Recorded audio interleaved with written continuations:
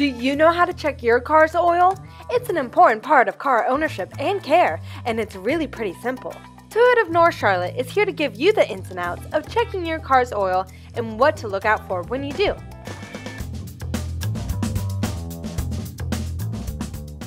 You'll want to turn your car off and make sure that it's parked on an even surface for this part.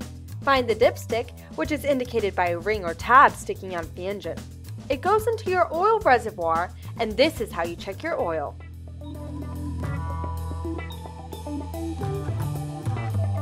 Pull the dipstick out and wipe it on a clean cloth. Reinsert it and then pull it out again so you can properly examine the oil that comes with it.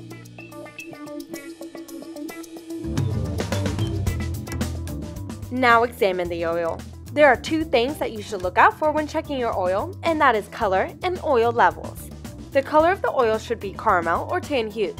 If the oil that comes out on the dipstick is brown or black or has debris in it, you're due for an oil change. Also take note of the oil level.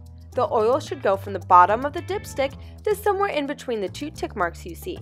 If the oil level falls below the bottom tick mark, you're due for an oil change or need to have it topped off.